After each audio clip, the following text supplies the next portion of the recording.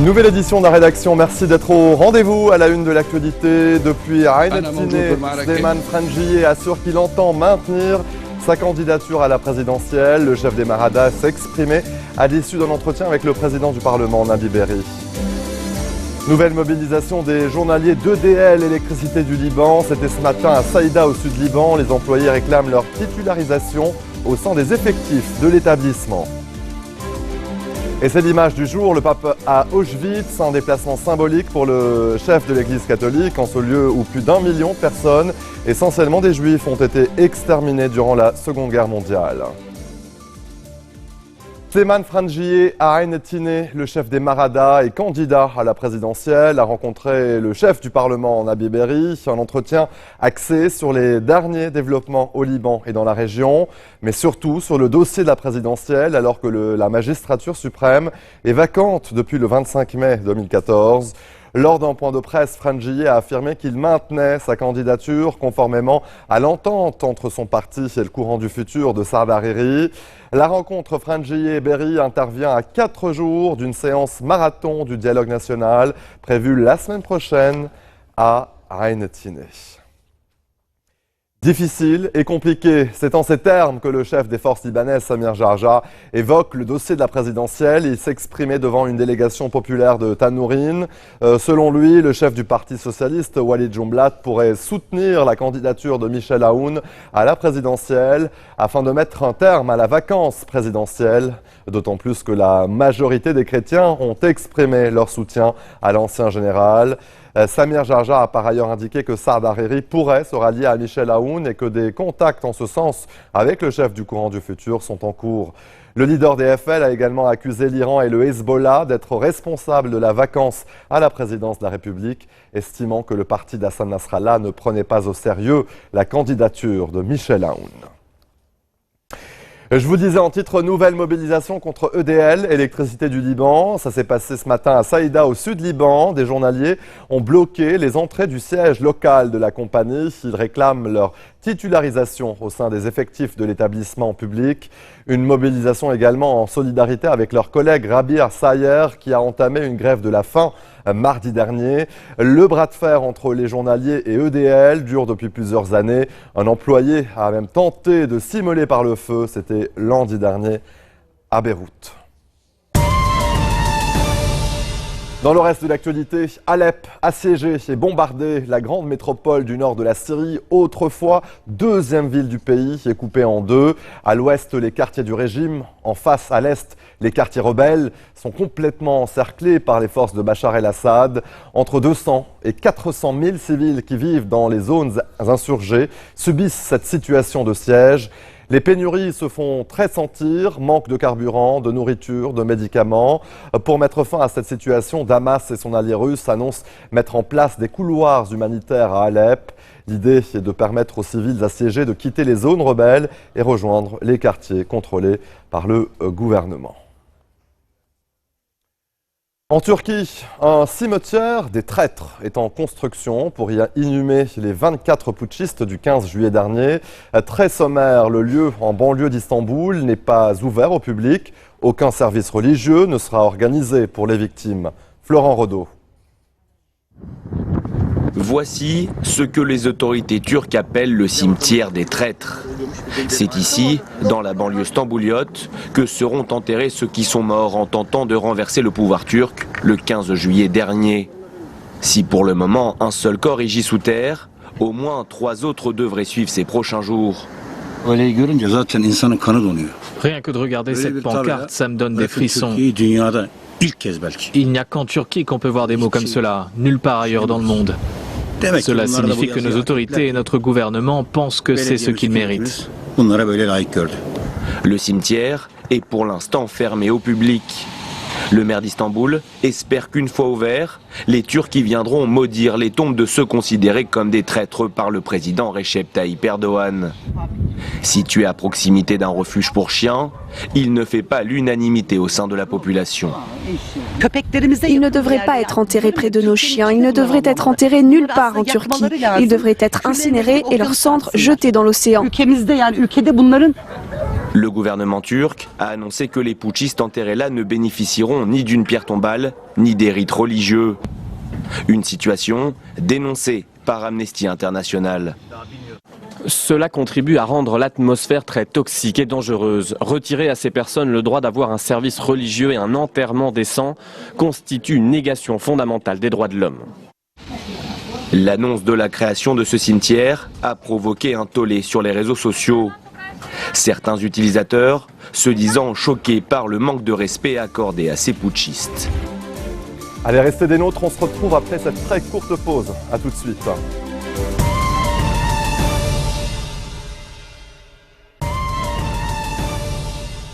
Retour sur le plateau de l'info, c'est à bord d'un tramway aux couleurs du Vatican que le souverain pontife a fait son arrivée à Cracovie, où 600 000 jeunes venus du monde entier attendaient avec impatience de l'attendre et s'exprimer. Il a tenu lors de son discours à faire l'éloge de la solidarité, de la compassion, mais aussi de l'ouverture d'esprit et du rêve.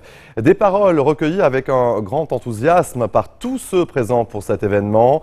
Le pape François a visité ce matin le camp de concentration d'Auschwitz où il a rencontré 15 survivants de l'Holocauste.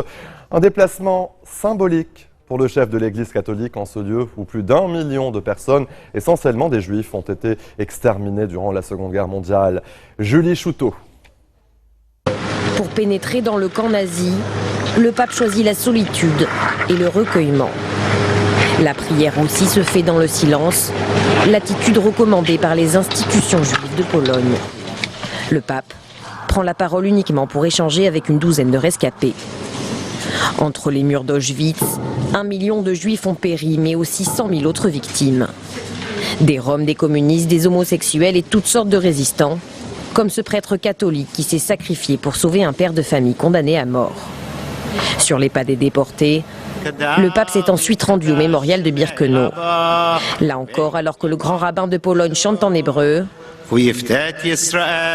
lui conserve le silence. Le pape François venu délivrer un message de paix et de tolérance religieuse dans une période qu'il qualifie déjà de Troisième Guerre mondiale fragmentée. Dans le reste de l'actualité, Hillary Clinton a accepté hier soir à Philadelphie la nomination du Parti démocrate pour l'élection présidentielle du 8 novembre. Une première pour une femme dans l'histoire politique américaine.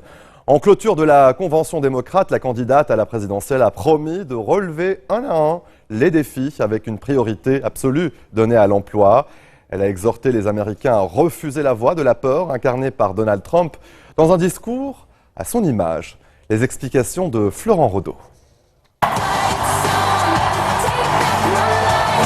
C'était le moment le plus attendu de ces 4 jours de convention démocrate. Hillary Clinton, première femme de l'histoire candidate à l'élection présidentielle américaine, s'est présentée tout sourire devant une salle pleine à craquer. Après avoir officiellement accepté l'investiture de son parti, elle a axé son discours sur l'emploi, sa priorité numéro 1 si elle est élue. Ma première mission en tant que présidente sera de créer plus de possibilités de travail et plus d'emplois avec des salaires plus élevés ici, aux États-Unis. Je pense que l'Amérique prospère lorsque la classe moyenne prospère. Je pense que notre économie ne fonctionne pas comme elle le devrait. Autre chantier d'Hillary Clinton, rassembler le Parti démocrate après une primaire à couteau tiré. Fini les dissensions avec Bernie Sanders présent dans la salle. L'heure est désormais à l'unité. Je voudrais remercier Bernie Sanders. Vous avez placé les problèmes économiques et sociaux au centre du débat, là où ils méritent d'être. Et à tous vos partisans présents ici, et ceux à travers tout le pays, je veux que vous sachiez, je vous ai entendu. Votre cause est notre cause. Sous les yeux notamment de son mari, l'ancien président américain Bill Clinton, et de son colistier Tim Kaine, Hillary Clinton s'en est une nouvelle fois pris à Donald Trump, qu'elle affrontera en novembre prochain. Un homme incapable, selon elle, de pouvoir diriger le pays. Imaginez-le dans le bureau ovale face à une crise réelle. Un homme que l'on peut provoquer avec un simple tweet n'est pas un homme à qui on peut faire confiance pour l'arme nucléaire. La candidate démocrate n'a pas manqué de saluer le travail effectué pendant 8 ans par Barack Obama, venu la veille délivrer un vibrant plaidoyer en sa faveur. La grève des hôtesses et stewards d'Air France a provoqué ce vendredi l'annulation de 139 vols longs et moyens courriers au départ ou à l'arrivée de l'aéroport parisien de Roissy. Au coup d'envoi du grand chassé-croisé de l'été, le personnel navigant proteste contre la reconduction pour 17 mois de l'accord d'entreprise fixant notamment les règles de travail et de rémunération, jugeant cette durée insuffisante. Dans ses prévisions, Air France a prévu d'assurer aujourd'hui plus de 80% de ses vols. Reportage. Devant le panneau des départs à Orly ce matin, certains passagers scrutent l'affichage des vols. Si les voyageurs ont été prévenus des annulations, certains espèrent encore trouver un autre vol au plus vite. On m'a trouvé un autre vol pour lundi de la semaine prochaine. Après, donc, j'ai rappelé le service pour savoir si je pouvais pas avancer mon vol. Ils m'ont trouvé un autre vol pour Singapour pour ce soir, qui a été lui-même annulé. Donc ça fait 2 fois que je suis annulé, donc là je refais la queue pour éventuellement être décalé encore une fois. Voilà. On est sur liste d'attente, on ne sait pas à quelle heure on part. Il y a quand même des gens qui nous dirigent, mais c'est la galère depuis la Réunion. Aujourd'hui, 10% des vols long courriers sont annulés, 15% des vols domestiques et 25% des moyens courriers. Depuis 3 jours, avec la multiplication des reports de vols, Air France essaie d'accompagner au mieux ses clients. 350 000 SMS ont été envoyés et les passagers remboursés en cas d'annulation. J'ai le billet, j'ai payé 250 €. Maintenant, il va rembourser le billet, il n'y a pas de problème. Ils m'ont envoyé un texto et ils m'ont dit d'aller sur l'application. Moi, j'ai tout fait par l'application et de changer mon billet. Donc j'avais le choix entre, j'ai mis le jour qui m'allait. J'attends l'enregistrement avec impatience. Déjà près de 30 000 passagers ont pris leur mal en patience avant de pouvoir enfin décoller pour les vacances. Dans un tout autre registre, les Jeux Olympiques de Rio de Janeiro débutent le 5 août prochain. C'est la première fois que l'Amérique du Sud organise cet événement international où se retrouveront plus de 10 500 athlètes venus de plus de 200 pays. Ces JO se dérouleront dans un contexte particulier. La présidente Dilma Rousseff a été écartée du pouvoir. L'État de Rio s'est déclaré en état de calamité financière et certains travaux n'étaient donc encore pas terminés en début de semaine. Leila Sali nous raconte la suite. Le toit du stade Maracana s'embrase sous l'œil des télévisions locales. Une répétition partielle du feu d'artifice prévu pour la cérémonie d'ouverture. Les Jeux Olympiques débuteront dans une semaine. Rio se part de ses habits de fête et promet au monde entier un spectacle grandiose. Je ne peux pas révéler encore toutes les surprises, mais ça va être énorme. Je suis sûre que tout le monde va s'amuser. Pas sûr pourtant que cela suffise à effacer les polémiques autour de l'organisation de l'événement. Jusqu'au dernier moment, la capacité de la ville à accueillir les Jeux a été mise en doute. Après d'inquiétants retards, les installations sportives sont enfin prêtes. Mais l'inauguration dimanche dernier du village olympique qui accueillera plus de 10 000 sportifs a tourné au fiasco. Une quinzaine de bâtiments présentaient des problèmes de plomberie, poussant la délégation australienne à quitter les lieux. Des incidents que le CIO veut relativiser. Pour le président du comité, Rio s'est montré à la hauteur du défi. Ils ont réussi à transformer la ville en seulement 7 ans, quand dans d'autres endroits du monde, cela aurait pris une génération. Les Jeux Olympiques ont été un catalyseur. Des Jeux qui se dérouleront sur fond de crise économique, politique et sociale. Ces derniers mois, le Brésil a été secoué par des scandales de corruption, menant à la destitution de la présidente Dilma Rousseff. L'économie s'est enfoncée dans la récession. Signe d'un climat social tendu, les fonctionnaires du métro de Rio menacent de se mettre en grève le 4 août, veille de l'ouverture des Jeux. Et justement, pour de nombreux habitants de Rio, les JO, c'est aussi l'occasion de trouver du travail. Près de 80 000 intérimaires vont être embauchés. Un reportage de Nicolas Ransom et Laure Damas. Nouvelle journée et nouvelle campagne de recrutement éclair pour les Jeux Olympiques. C'est l'une des dernières chances pour décrocher un travail pour les Jeux. Il y a beaucoup de monde, alors la présélection se fait rapidement sur le parking. Nous avons quelques postes à remplir aujourd'hui. Des caissiers, des hôtesses, des vigiles. Le chômage dépasse les 11%. Le travail se fait de plus en plus rare au Brésil. Au milieu des postulants du jour, Gesley Goudou. Cet Haïtien est venu au Brésil pour trouver une vie meilleure. Aujourd'hui, il court après les petits boulots. Je viens ici juste pour chercher aujourd'hui une place pour travailler, pour avoir de l'argent pour aider ma famille. Avec les JO, le secteur de l'emploi à Rio reste cependant moins touché par la récession actuelle. Depuis janvier, cette agence de travail temporaire a réalisé un recrutement massif, 16 000 personnes. Au total, ce sont près de 80 000 intérimaires qui seront embauchés pour l'événement. Malgré ce regain d'optimisme, ce professeur en économie juge la situation très préoccupante. Ces emplois ne vont pas durer. C'est du court terme. Certes, c'est bien pour les personnes qui travailleront pour les Jeux, mais ce qui m'inquiète, c'est l'après-Jeux olympiques. Où sera-t-on en novembre? La vague va sûrement retomber. La vie sans sécurité de l'emploi, c'est le quotidien pour de nombreux Brésiliens. Rocky fait des déménagements dans les rues arpentées des favelas de Rio.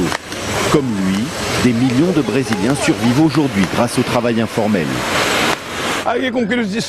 Avec cette période de crise qu'on vit ici au Brésil, le mieux c'est de travailler dans son quartier, comme je fais, avec un travail honnête.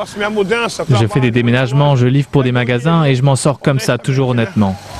Beaucoup de ceux qui ont obtenu du travail pour les Jeux Olympiques n'auront pas d'autre choix que de retourner dans l'économie souterraine juste après l'événement. L'économie parallèle au Brésil représentait plus de 16% du PIB en 2015. Et c'est ainsi que se referme ce journal, le rappel des titres. Depuis Hainetine, Stéphane Frangi assure qu'il entend maintenir sa candidature à la présidentielle. Le chef des Maradas s'est exprimé à l'issue d'un entretien avec le président du Parlement, Nabi Berri. Nouvelle mobilisation des journaliers d'EDL, l'électricité du Liban. C'était ce matin à Saïda, au sud Liban. Les employés réclament leur titularisation au sein des effectifs de l'établissement. Et c'est l'image du jour, le pape à Auschwitz, un déplacement symbolique pour le chef de l'Église catholique en ce lieu où plus d'1 million de personnes, essentiellement des Juifs, ont été exterminés durant la Seconde Guerre mondiale. Merci de votre attention, retrouvez-nous tous les jours à 16h40 heure de Beyrouth. Excellente suite de programmes sur notre antenne et bon début de week-end à toutes et à tous.